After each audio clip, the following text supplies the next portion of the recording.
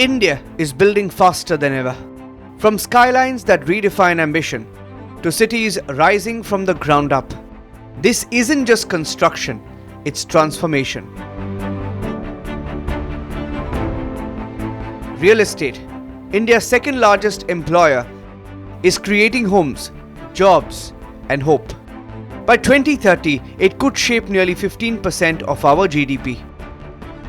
As policy reforms, global investors, and technology drive a new era of growth, from the House of Republic Media Network comes R.Estate, building the nation, where ideas meet action, where voices shape vision, where India's real estate future is built one conversation at a time.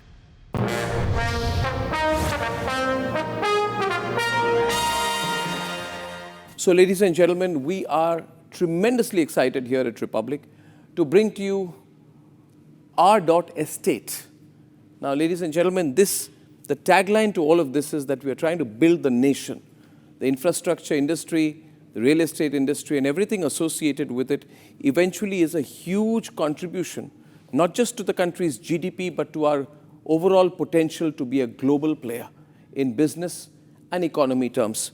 And as we launch this, I'm delighted that Ashwinder, who is, I would say, a doyen of the real estate industry, of the infrastructure industry in this country, served on various important corporate roles, runs his own fantastic business, has run some of the biggest businesses in the real estate sector, and is very strongly tied up with the Confederation of Indian Industry, that you're joining us as we bring R.Estate to all our viewers. So, Ashwinder, let's have a handshake on that, and thank you so much for joining hands with us on this. Thank you so much for and the tell me, Ashwinder, what's the big picture? Let's set the context to this. Why are we doing this here at Republic? Arnab, thank you, and we've been talking about it for the last 6 months. Yes, we are. I think you yourself are very excited about the opportunity that this country has. Yes. And real estate, as we discussed, is not about buildings, but it is about building nations. Yep. Today, we are at around $400 billion plus of real estate industry, going up to $1 trillion by 2030, Urban. Yeah. The most important thing is that real estate today contributes 7% of the GDP, which is going to 13% by 2030. Yeah. And it is the second highest employment generation industry in the country. Yeah. So, and the beauty is you don't have a credible voice for the industry in Indian television. Absolutely. And what Republic is doing with this show is that we are bringing about a very credible voice for the home buyers, for the real estate investors through Republic TV's amazing platform. Thank you very much. We have a tremendous reach on this platform, over 500 million. But the important thing is that this show matters because this is not a show. It's not just a vertical. This is about taking up every single issue, from government reforms to market trends to empowering the consumer with the reality of this entire sector, isn't it? I mean, there are so many areas to cover. We have an opportunity to really make it a one-of-a-kind, isn't it? Absolutely, Arnab. And imagine there are so many shows on capital markets and stock markets. Yes. And a middle-class person whose biggest investment is a home, or the government which spends so much time on infrastructure, Pradhan Mantri Awas Yojana, so on and so forth, there was nothing there. So absolutely with this, we touch everybody who matters through the show. So how do what will the viewer get from price movements to investment strategies? What's in it for the viewer of R.Estate? Arnab, there are 250 industries connected with real estate. So it's not just about a home. It is about commercial real estate. It is about logistics. It is about warehousing. It is about hospitality. It is about cement, steel, so on and so forth. So the viewer actually understands, first of all, any decision a viewer is making, whether it is B2C or B2B, we would be trying to touch and add value to the viewer. It is not going to be a very ordinary real estate show. That is why you got me, right? Because you wanted a subject matter interest. Well, you add tremendous credibility to this. You're a domain expert. We would know about the sector, but you relate to the sector. You would be a one-stop destination for real estate insights for us. No, thank you. But I think I still remember when you told me why you're bringing me, because you wanted somebody who understands the sector, who's built some credibility. And then when he speaks, there's something which is unique that comes. And I don't think something like this has ever happened. Forget about in India. I don't think in the world. Well, I like your excitement. Ladies and gentlemen, let's wrap this up by just saying, together we can say one thing, that this conversation we'll have on Republic Estate belongs to the viewer. Absolutely. It's for them. It is for them. And, you know, Arnab, I stole a line from you, but it really helps. Real estate is not about buildings. It is about building the nation. Fantastic. We love that. Nation first always. Absolutely. Ashwinder, welcome on board. Thank you. Thank you so much, Arnab. Thank you for this opportunity. My pleasure. Thank you. Thank you. They say real estate isn't just about bricks and mortar. It's about dreams, risks, and the pulse of a growing nation. Hello and welcome. I'm Deepthi Singh and this is R.Estate, where India's growth story takes shape brick by brick, deal by deal, idea by idea. Real estate isn't about buildings. It's about ambition, innovation, and opportunity. Because when India builds, it builds confidence. So, what's driving this boom? A young population hungry for homes. Well, global investors are betting big with over 3.8 lakh crore rupees already in play. And a financial environment that's fueling fresh confidence with EMIs lower, demand higher, and optimism back. That's why this show is built across power-packed verticals covering everything that shapes India's property pulse. Residential, commercial, retail, luxury homes, affordable housing, co-living, infrastructure, policy and regulation, green buildings, prop tech, REITs, FDI, smart cities, housing, finance, architecture and design, and emerging investment hubs. With every episode, we'll cut through the noise, bringing real insights, real stories, and real solutions.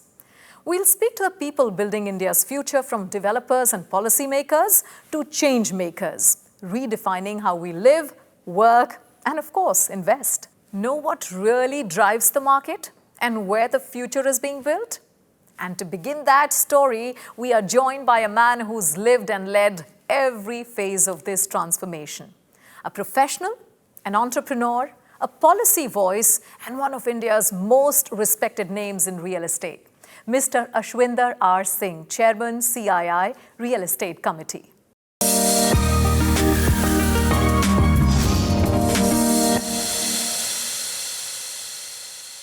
My first question is, I'm hearing a lot of this buzz about a bubble being created in NCR.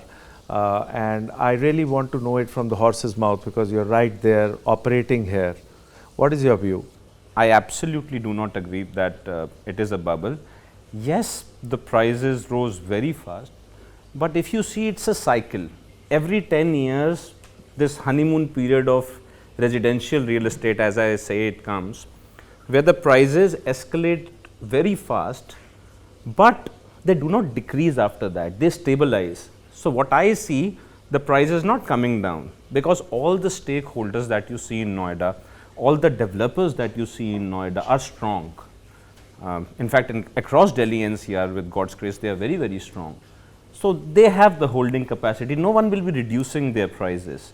But yes, what I see in the next decade, prices not going a lot up, they will stabilize to where they are. What developers will do is come out with good schemes, like a 30% now and a 70% on the offer of possession.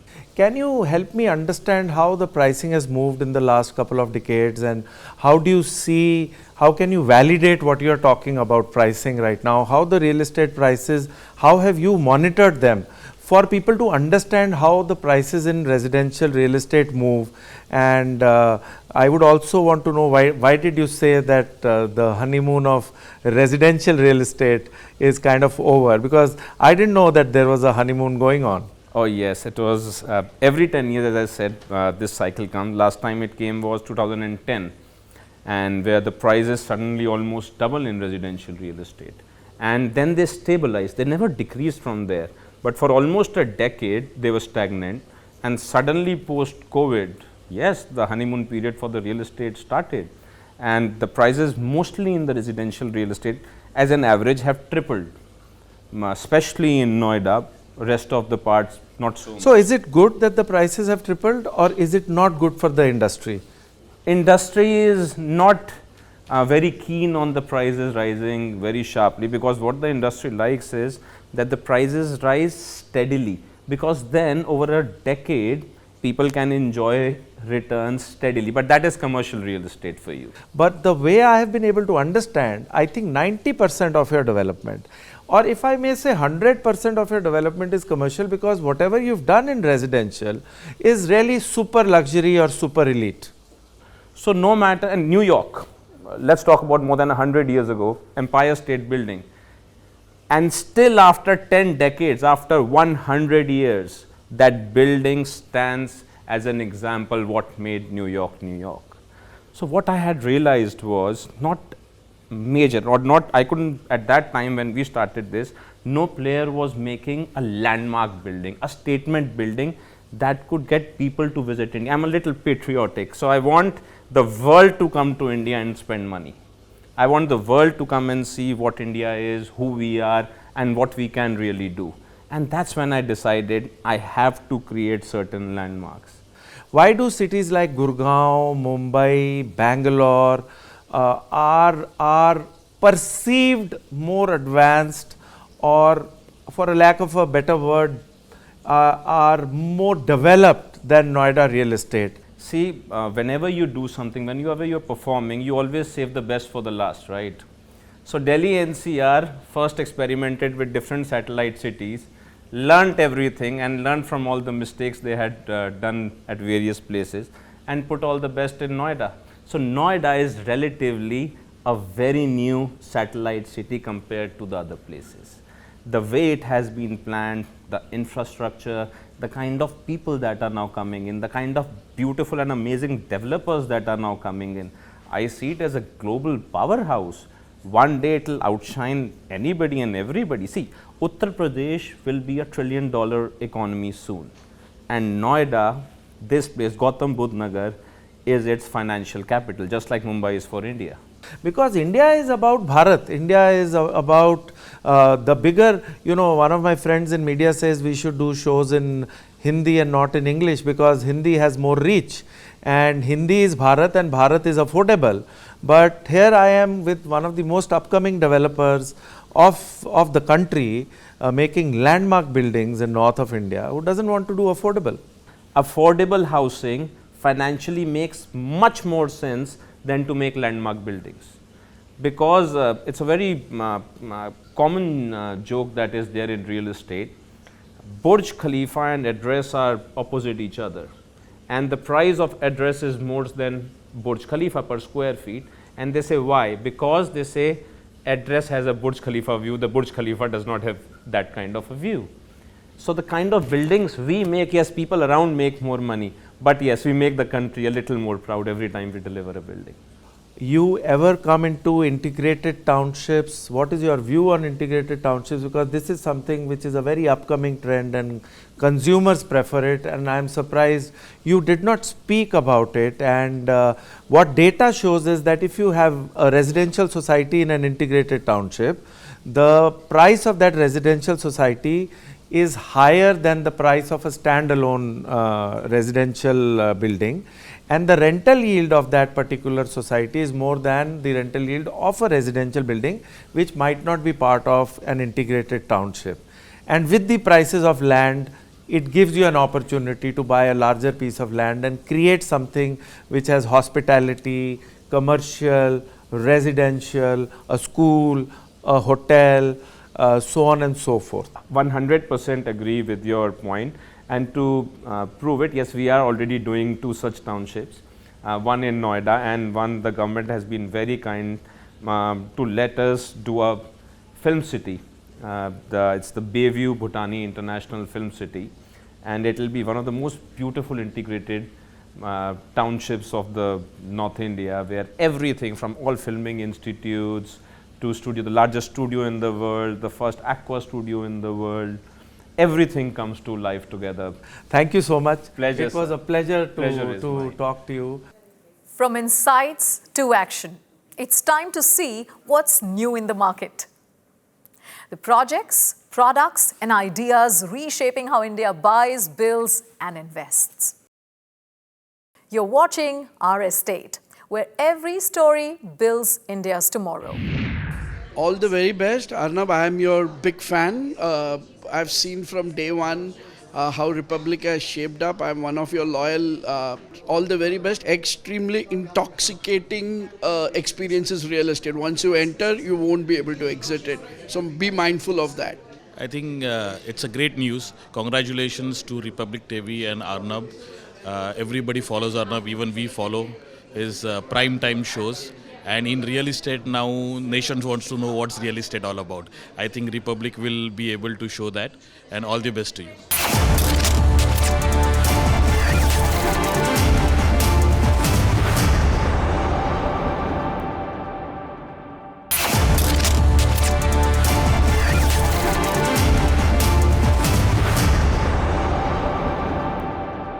Welcome back. You're watching R.Estate, Building the Nation. It's time to dive into what's new in the market. From innovative products to fresh design trends, redefining Indian real estate today, we are looking at a sustainable shift under our feet. Eco-friendly tiles, where style meets sustainability.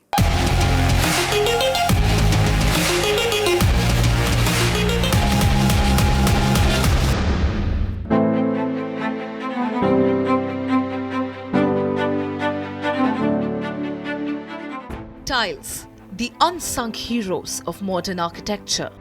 From homes to offices, from luxury malls to metro stations, they are everywhere. But today, this everyday essential is undergoing a silent, stunning transformation. Once dominated by plain whites and glossy finishes, India's style story is now turning green, driven by conscious consumers and innovative design.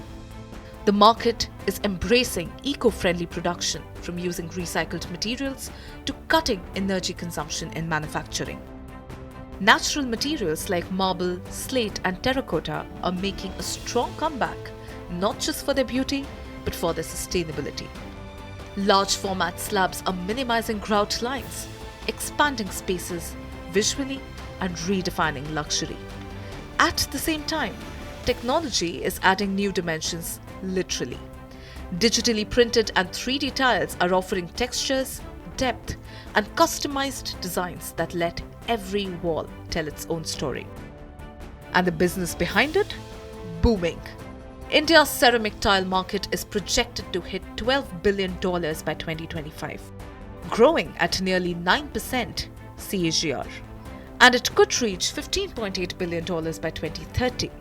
Per capita consumption stands at just 4.1 square meters, one of the lowest globally, which means massive room for growth. The surge is being powered by urbanization, with 40% of India expected to live in cities by 2030, and rising disposable incomes in Tier 2 and Tier 3 cities, where design meets aspiration. From sustainable factories to smarter showrooms, India's style makers are laying the foundation for a greener tomorrow, one surface at a time. Numbers tell one story, but beliefs tell another. It's time to separate facts from fiction and burst the biggest misconceptions people still have about property. Here's our Mythbusters wall.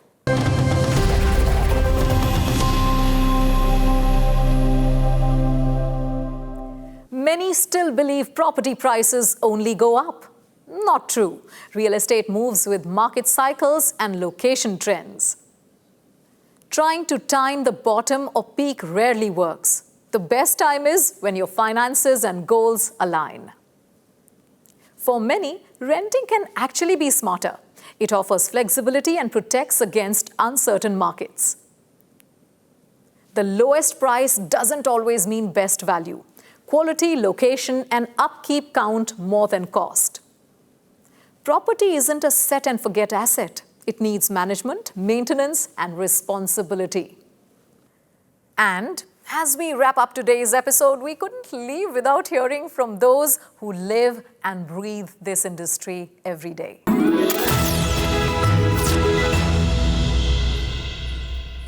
All the very best. Arnab, I am your big fan. I've seen from day one how Republic has shaped up. I'm one of your loyal customers. And I would like to feature also in R.Estate.